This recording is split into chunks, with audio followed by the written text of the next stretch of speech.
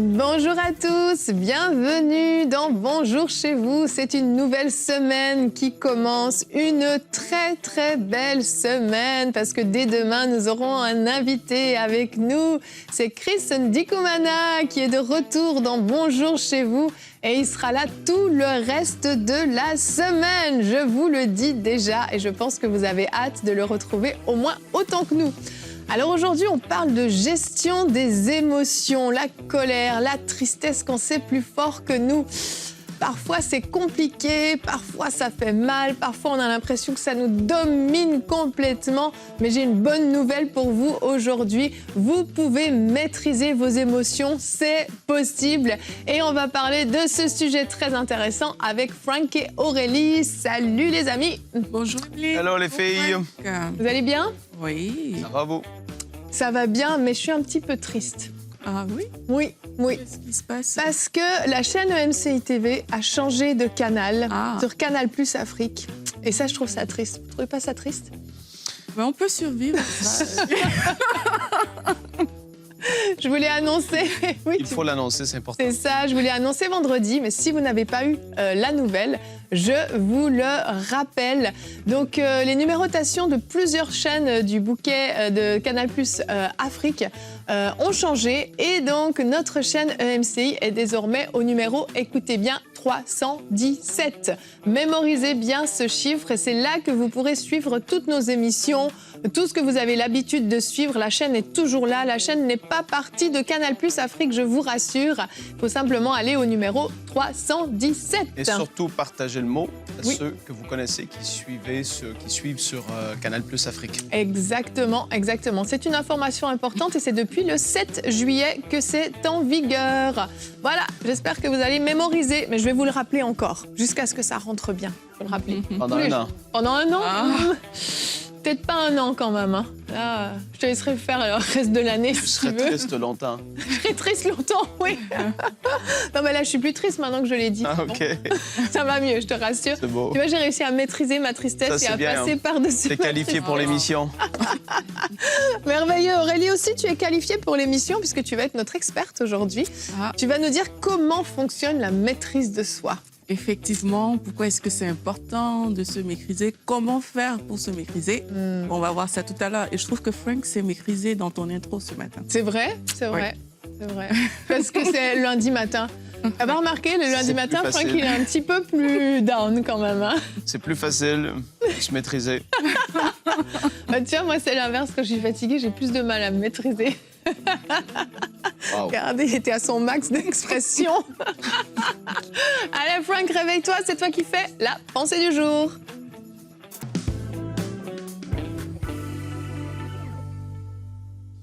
Ouais, ben il y en a un qui a passé par beaucoup d'émotions et c'est David. Et lui, ben, je veux qu'on puisse regarder. On va voir 3 passages ensemble.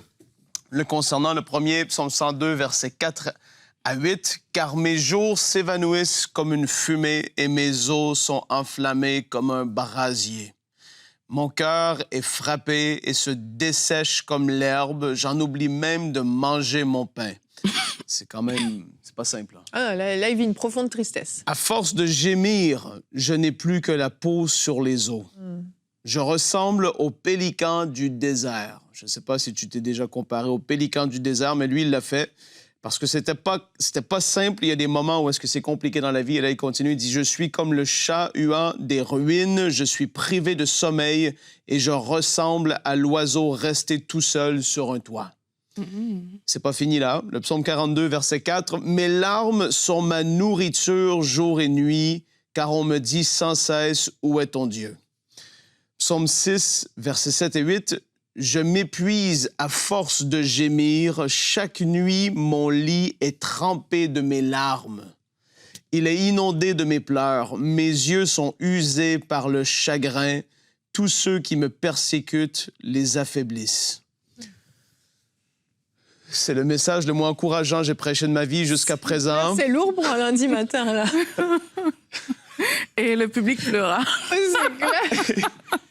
En fait, je veux montrer... En fait, c'est impressionnant de voir quelqu'un avoir des émotions aussi fortes très souvent, je veux dire même le dernier passage que j'ai lu, mon lit est trempé de mes larmes, il est inondé de mes pleurs. Ça, excepté pour un cas, mais vraiment extrême dans la vie d'une personne, c'est pas supposé arriver plus qu'une fois dans ta vie d'avoir ton lit qui est trempé de tes pleurs. C'est des événements extrêmement rares où il y a des cas à part, isolés, c'est pas de ça que je parle, où est-ce que vraiment quelqu'un vit des choses effrayantes, épouvantables, et c'est dans la vie du commun des mortels, t'es pas supposé avoir des émotions et des montagnes russes d'émotions aussi fortes à tous les semaines, tous les mois de ta vie. Ce n'est pas une normalité et c'est pas ce que Dieu veut. Et je le dis, même si lui, il a passé par des moments très difficiles, j'enlève rien de ce qu'il a traversé. Il a eu des moments et des saisons très difficiles, c'est vrai.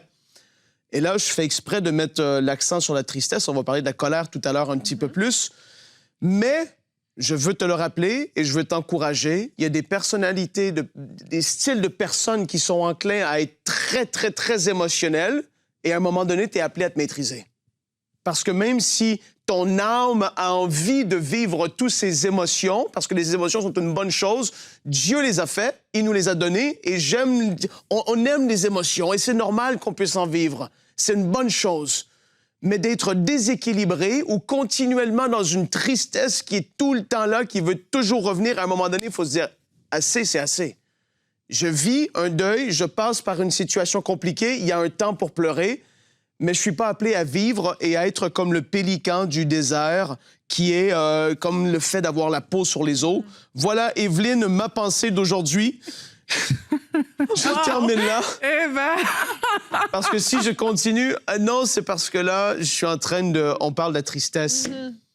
Mais vraiment, je veux parler à un type de personne qui se laisse trop aller. Non, mais je comprends tout à fait. Il y a des personnes qui vraiment n'arrivent pas à se maîtriser et du moment qu'il arrive quelque chose, il faut qu'ils étalent leur tristesse. Il y a des personnalités, il y a des profils, il y a des backgrounds, des historiques de vie. Mais là, il faut aller à un autre niveau. Oui, oui. Parce qu'une vie dans la tristesse, c'est pas une vie de joie. Non, mais je comprends tout à fait ce que tu veux dire. Et même si j'ai déjà trempé mon oreiller de mes larmes, plus d'une fois dans ma vie, quand même. Ça arrive. Pas tout mon lit, mais mon oreiller. Ça arrive pas aussi, moi. Mais non, absolument pas. C'est des moments particuliers. Ouais. Mais tout ça pour dire, je le dis quand même, ça m'est déjà arrivé, on n'a pas de compassion. Et il n'y a pas de mal à ce que ça arrive. Non, tout à fait. Mais c'est d'être continuellement là-dedans. C'est ça. Et d'être dans ça très, très, très régulièrement, c'est là que ça devient déséquilibré. Oui. Et en fait, quelque chose que j'ai compris avec le temps, c'est que ce genre d'émotion, chaque émotion se nourrit, bien entendu. On nourrit nos émotions. Mais si on prend particulièrement la tristesse ou la colère, qui sont nos émotions centrales dont on parle aujourd'hui, ça se nourrit, ça s'alimente, et plus tu l'alimentes, plus ça grossit, ou moins tu l'alimentes, plus ça diminue. Je m'explique. Par exemple, on reste sur la tristesse. Je crois que David, en écrivant ses psaumes et en détaillant toute sa souffrance et toute sa peine, était en train de nourrir sa souffrance d'une certaine façon. Il se concentre sur ce qu'il ressent, il détaille ce qu'il ressent avec une telle précision, c'est qu'il médite sur sa tristesse, il médite sur sa souffrance. Il repasse dans sa tête toute sa peine et quand il écrit que tout le monde me persécute, tout le monde m'a rejeté, et il détaille tous ses malheurs, il vient nourrir cette tristesse.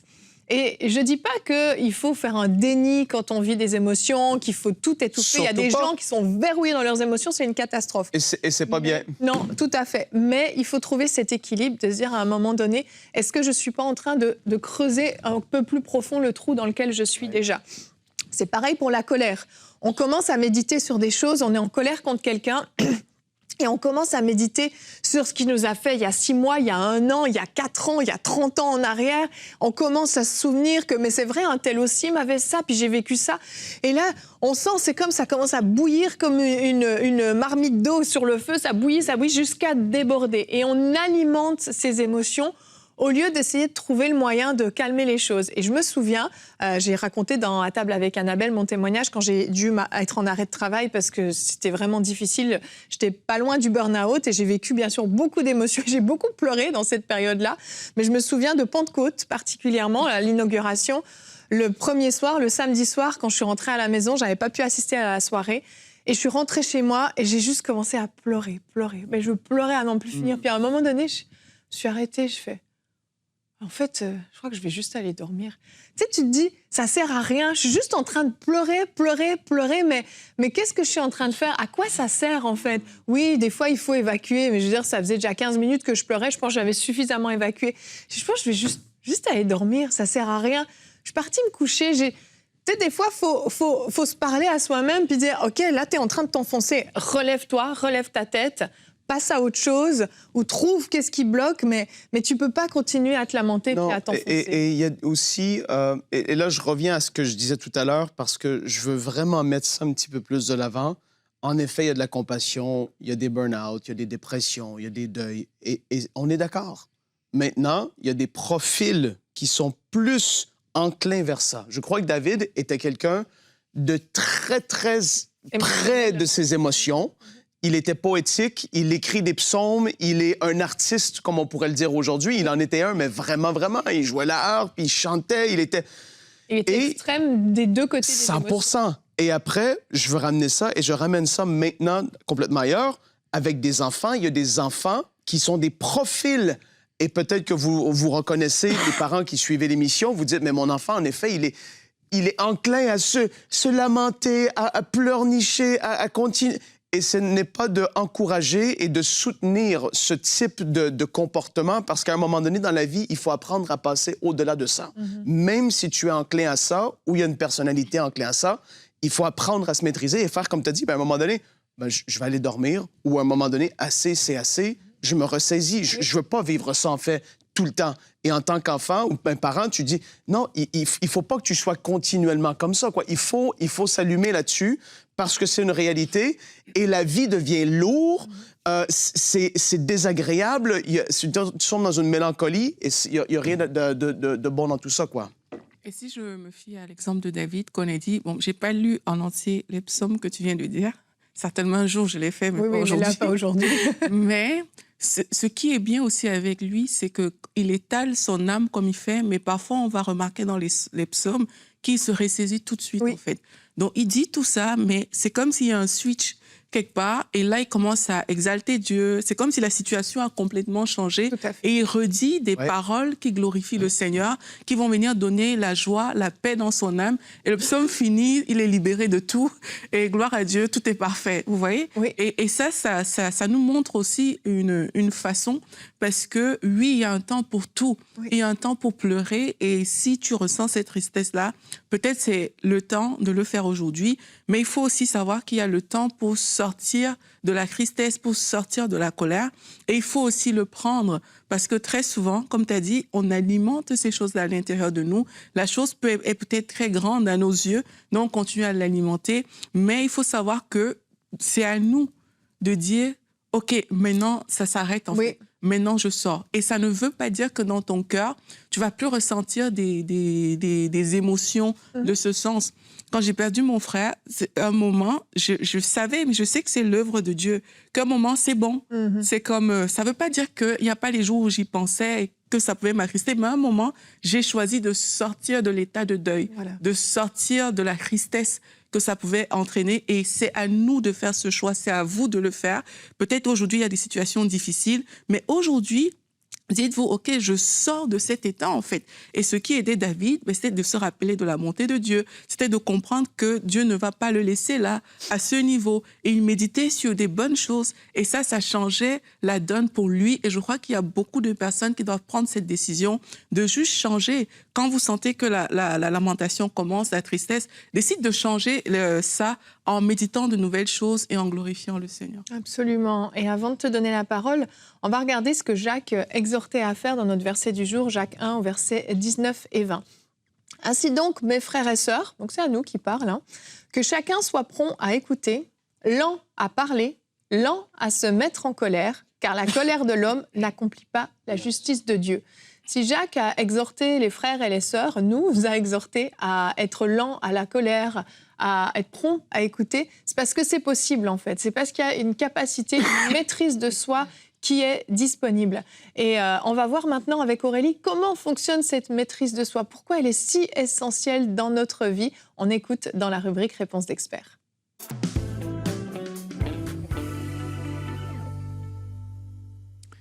Donc, on l'a quand même dit tout au long de cette première partie, c'est que la maîtrise de soi est d'une importance capitale pour la vie d'un chrétien.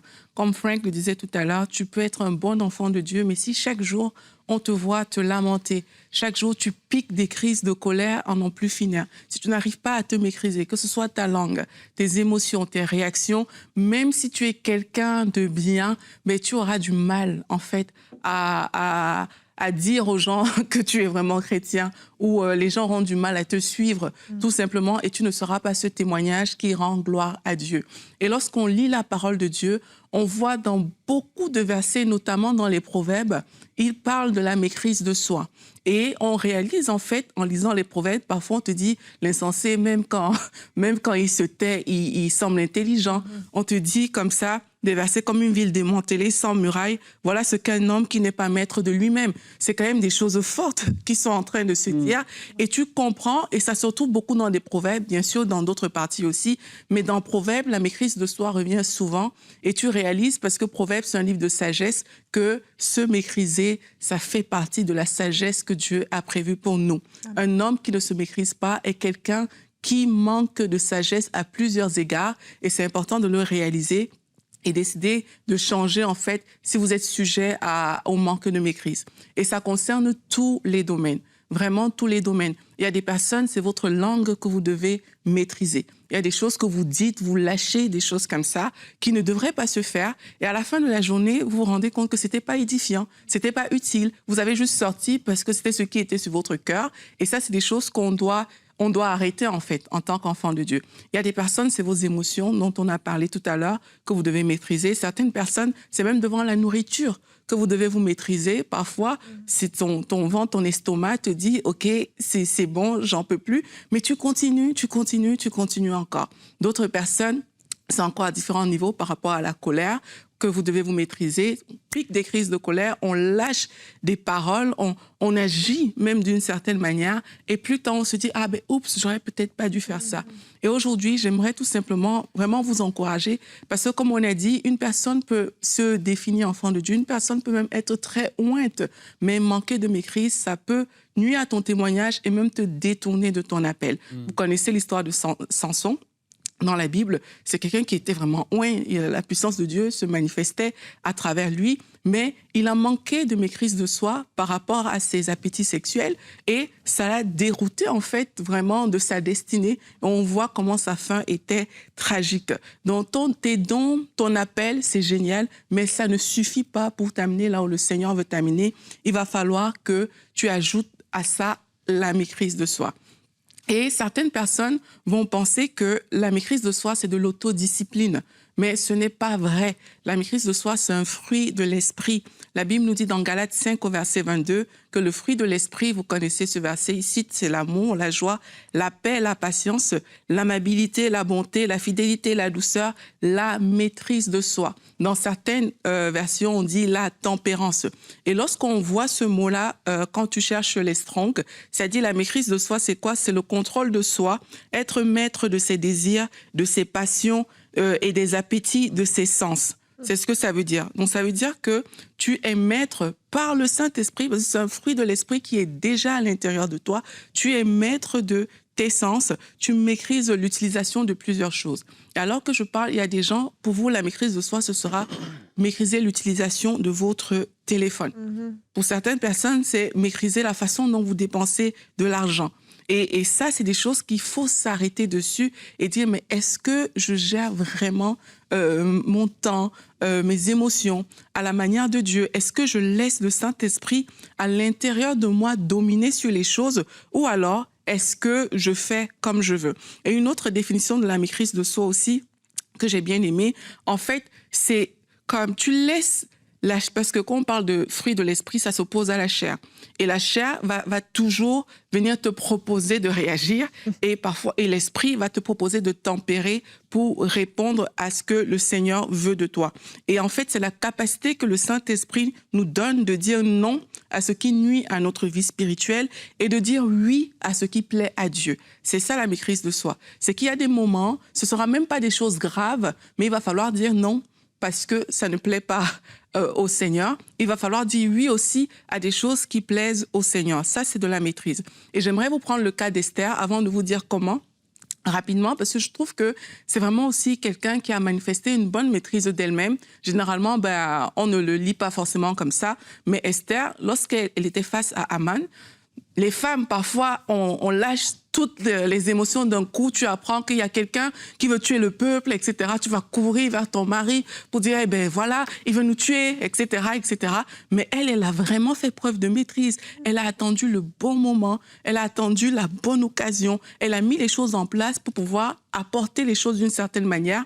Et moi, je crois que c'est vraiment un bel exemple de maîtrise parce que qui dit maîtrise dit en fait toutes ces choses-là. Qui dit maîtrise dit parler, faire les choses au bon moment, dans le bon timing, dire quand les personnes sont disposées, ne pas juste être dans la réaction, mais vraiment faire les choses en étant inspiré par le Saint-Esprit et non juste pas par les activités, par ce qu'on voit, la réalité, etc.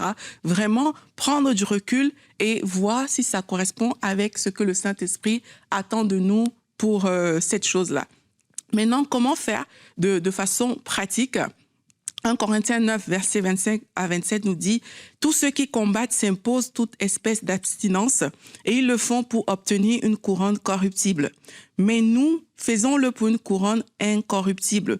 Moi donc, je cours non pas comme à l'aventure, je frappe non pas comme battant de l'air, mais je traite durement mon corps et je le tiens assujetti de peur d'être moi-même rejeté après avoir prêché aux autres. » Donc là, il nous prend l'exemple des athlètes qui mettent en place des choses dans leur vie et lui-même, il dit qu'il traite durement son corps. Et dans 2 Pierre 1, du verset 5 à 7, la Bible dit « Pour cette raison même, faites tous vos efforts. » Donc, il y a des efforts à faire afin d'ajouter à votre foi la qualité morale, à la qualité morale, la connaissance, à la connaissance, la maîtrise de soi et à la maîtrise de soi, la persévérance, etc. Donc, lorsqu'on voit ça, on voit qu'il faut engager des efforts. Un athlète, c'est pas quelqu'un qui ne fait rien et qui part juste courir son 100 mètres et il gagne. Il y a des choses à faire. Et toi aussi, si tu veux te maîtriser, il y a des choses qu'il faut faire. Et la première chose que je te recommande de faire, c'est de chercher absolument à marcher par l'esprit. La Bible dit marcher par l'esprit et vous n'accomplirez pas les désirs de la chair. La réalité, c'est que c'est ce qui est en toi qui sort de toi, en fait. Donc, si c'est la colère qui sort, ça veut dire que tu es rempli de colère. Si c'est des émotions tristes, ça veut dire que tu es rempli de ces choses-là.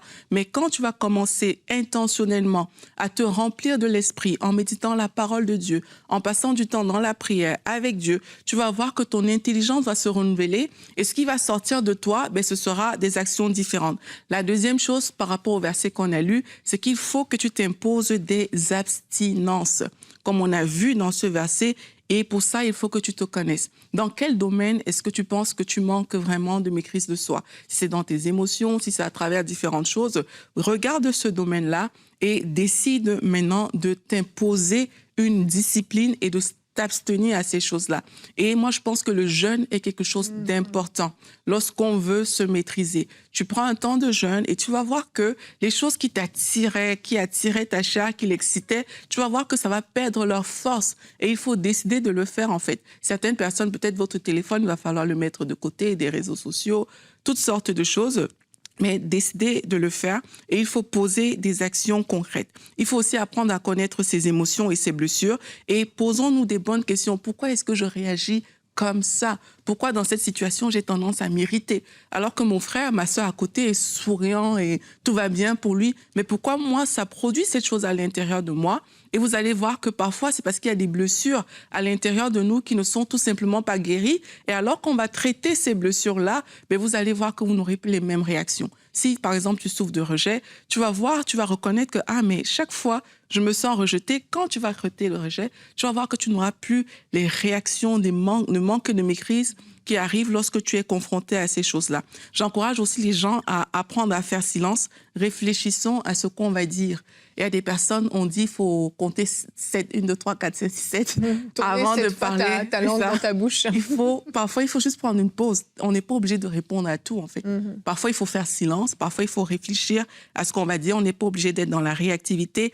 Une autre chose aussi, c'est OK, savoir quand parler, savoir quand se taire et grandir dans notre crainte de Dieu. C'est super important. Dans la parole, plusieurs personnes qui ont manifesté la maîtrise de soi, que ce soit des personnes comme Joseph, devant la femme de Potiphar, les personnes comme David même, à plusieurs égards, il aurait pu tuer Saul, par exemple, mais il ne l'a pas fait, il s'est maîtrisé.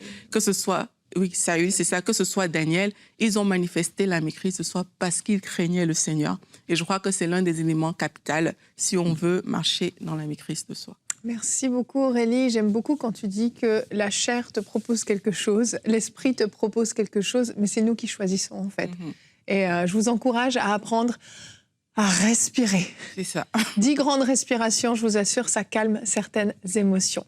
Aurélie, on va continuer. On a un beau témoignage à partager.